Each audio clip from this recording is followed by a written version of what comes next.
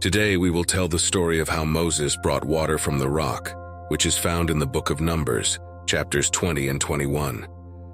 May the word of God reach our hearts as a source of inspiration for our lives.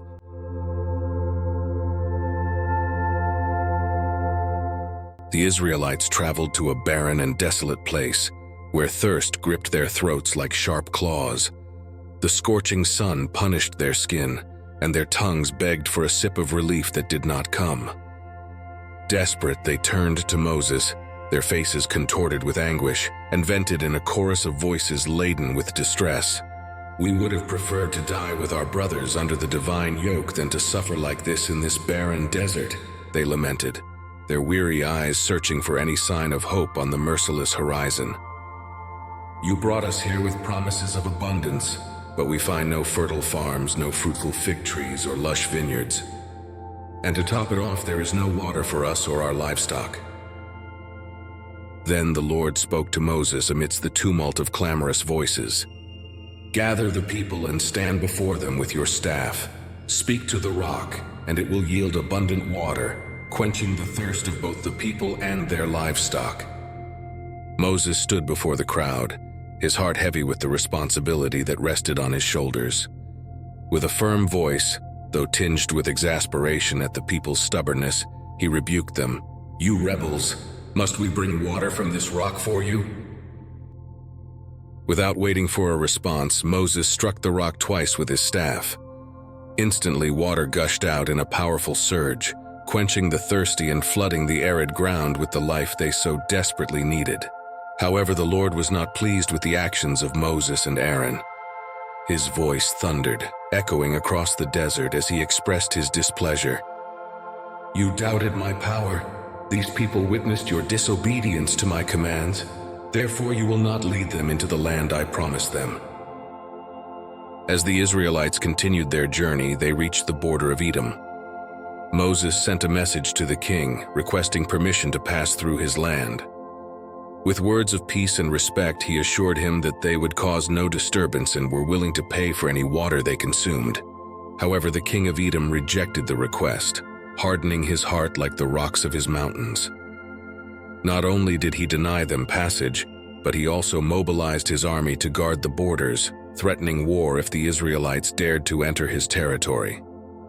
Faced with the Edomite king's stubbornness, Moses was forced to retreat, leading his people along different paths away from the hostile lands of Edom. Soon after, the Lord spoke to Moses. "Aaron's death is near. Therefore take the high priest's garments from him and put them on Eleazar his son." Moses followed the divine instructions, stripping Aaron of his priestly garments. Shortly after, Aaron departed from this life, and the children of Israel mourned his loss for 30 days, engulfed in the sorrow that comes with bidding farewell to a beloved leader. As the Israelites traversed the lands of Edom, murmurs once again echoed among the people, like a chorus of discontent. "Why did you bring us to this place to die? We could have faced our death comfortably in Egypt. There is no water here, and we are tired of this tasteless food," they complained. In response to the people's rebellion, the Lord sent venomous snakes into the camp, whose bites caused many to die. Terrified and repentant, the Israelites ran to Moses, crying out for forgiveness and help. "We have sinned. We should not have murmured against you and the Lord. Please intercede with God on our behalf to remove these snakes from us," they pleaded. With tears in his eyes and a heart full of compassion, Moses bowed in prayer for his people. The Lord spoke to Moses, "Make a bronze serpent and put it on a pole. Those who are bitten by venomous snakes will be healed by looking at the bronze serpent." As the Israelites continued on their journey, they reached the borders of the Amorites. They sent a message to the king, requesting passage through his lands. They promised him that they would cause no harm and take nothing for themselves. However, the king of the Amorites refused the request. Instead, he mobilized his army and launched an attack against Israel.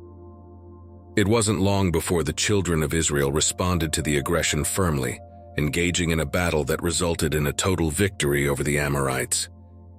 They conquered all the cities and dwelled in them, extending their dominion to the borders with the Ammonites.